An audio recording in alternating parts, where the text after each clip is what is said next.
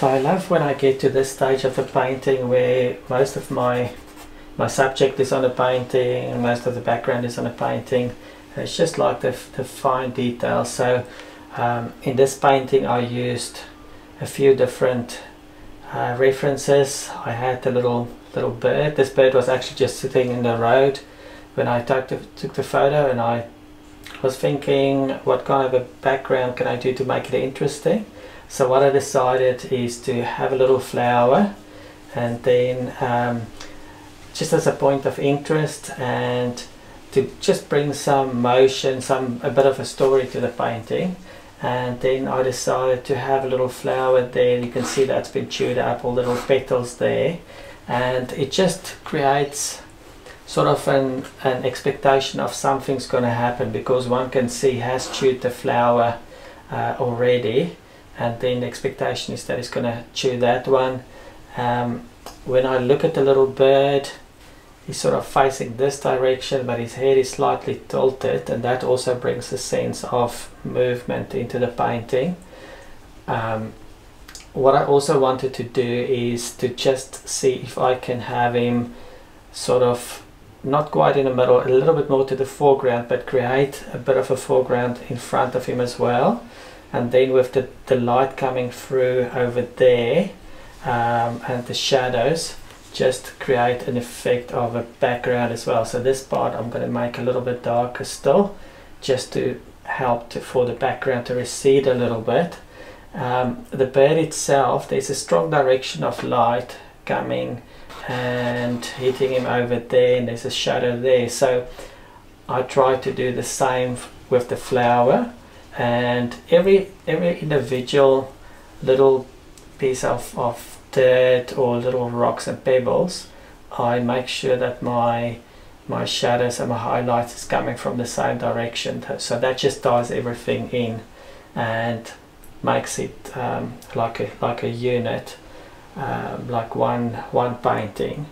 So I'm really excited. So with these ones, for instance, if I do this little rock, I'm just going to have a little bit more contrast in there. You can see there's not a lot of contrast in this area, for instance, compared to there. The darks are a bit darker there. So I just take every little petal individually, and I try not to have strokes that are too linear, so it has to look a little bit random.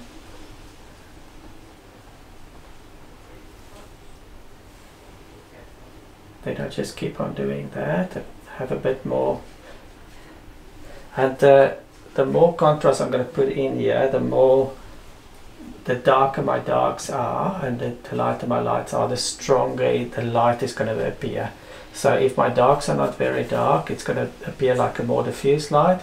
If my darks are quite dark and distinct from my highlights, it's going to appear that it's a more sort of a focused and a stronger light.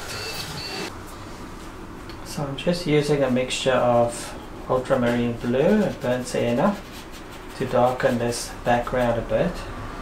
I haven't used burnt umber with the ultramarine at this stage, just the burnt sienna. With a burnt umber, it's going to give me like a black. I don't want it to be completely black. So I'll play around a little bit with that and just see if I darken that, if it's going to give me a bigger sense of everything receding here in the background.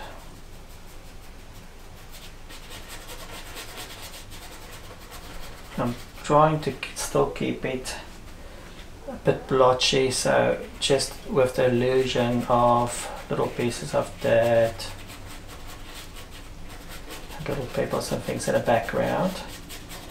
But usually if we look at something, the closer it is, the more contrast that would be, and the further back, the less contrast.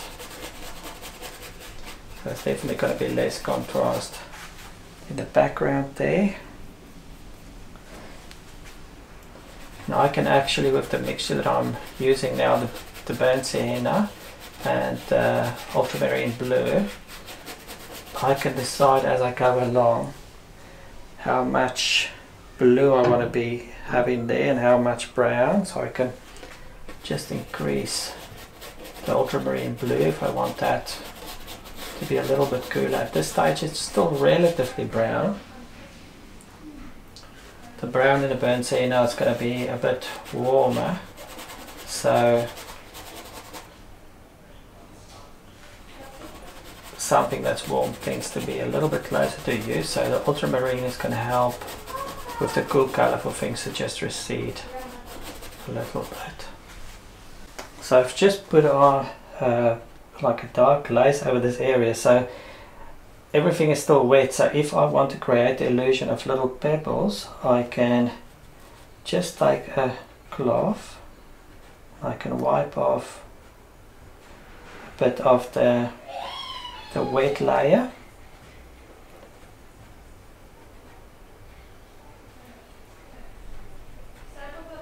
so it's very subtle, but it does give you that idea of little pebbles going into the background. So when I look at the painting, so everything is fading into the background there. There's a lot of contrast here where there's this sharp, like a bright light coming through, but then this area looks a bit flat, so I definitely have to put in a little bit more detail there, just so it looks like a more realistic fade into the background there.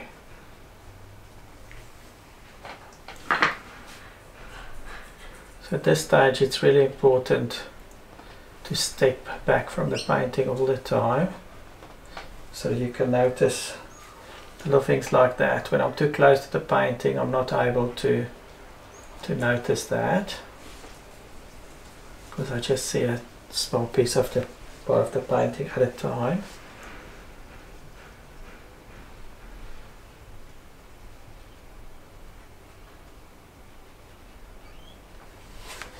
The human brain is very interesting. We tend to put everything, make it more symmetrical and repetitive patterns and things. Well, in nature it is, you know, with something like this, it's really random.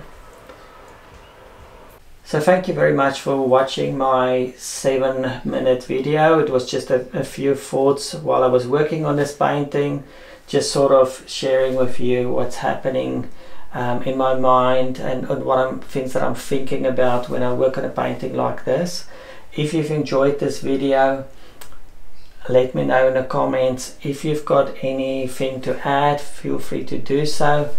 I'm always happy and willing to learn from other people as well. If you don't want to miss the time lapse that's coming up, feel free to subscribe. I'll see you next time.